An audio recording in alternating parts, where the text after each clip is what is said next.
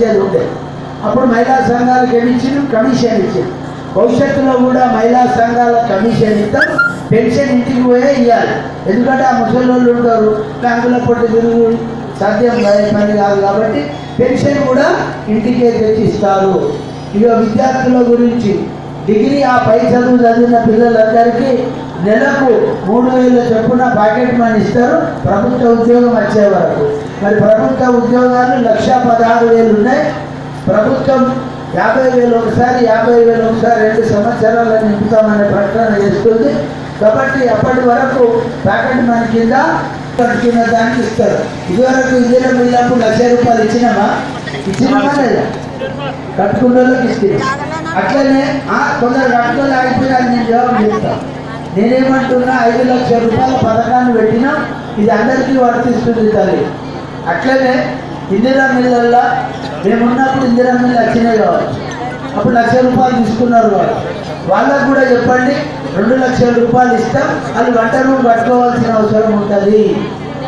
ఒకవేళ మేము ఉన్నప్పుడు ఇందిరా మిల్లు వచ్చింది కానీ పైసలు రాలే, ఇల్లు కట్టుకున్నారు, తిరిగి బేజారైండ్రు.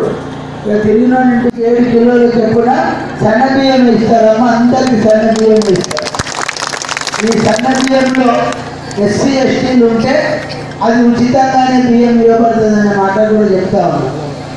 ఇది మహిళలకు సంబంధించి. అట్లనే మహిళల కళ్యాణ లక్ష్మికి 1,50,000 రూపాయలు ఇస్తాం. పాటలు ఒకటి బంగారు తల్లి పథకం ఉండేది, మీకు యాదుండొచ్చు మహిళా సోదరి మండలి. బంగారు తల్లి పథకం కూడా ఉంటుంది, కళ్యాణ లక్ష్మి కూడా ఉంటుంది. ఈ 2 పథకాలు ఉంటాయి. అట్లనే ఎంతో కూడా చేసినాను, దయచేసి అందరూ మన్నించాలా.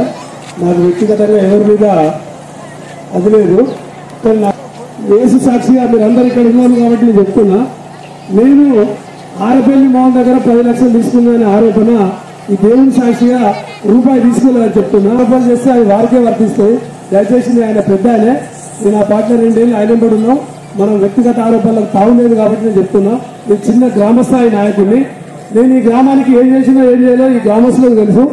కానీ ఒక్క రూపాయి ఇట్లా తీసుకున్నట్టు నేను దైవ సాక్షిగా ప్రమాణం చేస్తున్నా. ఇందిరమ్మ ఇళ్ళ పథకం చాలా మందికి అవసరం కాబట్టి ఇందిరమ్మ ఇల్లు అర్హత ఉన్న వాళ్ళందరికీ 5 లక్షల రూపాయలు ఇస్తారు.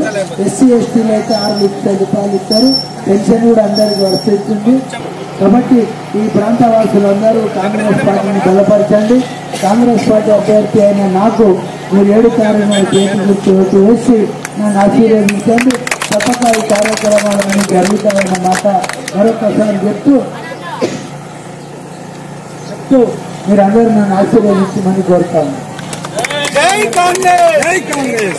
తిరిగి చూసి నేను నెల 2 నెలలనే ఎన్నో వర్కులు చేస్తాను హామీ ఇచ్చి మళ్ళీ మోసం జరగడం జరిగింది.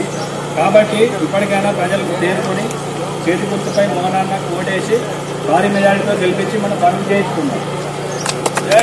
వ్యక్తిగతంగా ఆరోపణ చేసి రసన బాలకిషన్ రాజ్యాంగ వ్యవస్థను తప్పుపట్టిస్తా ఉన్నాడు, ప్రజాస్వామ్యాన్ని అభాసుపాలు చెప్పాడు.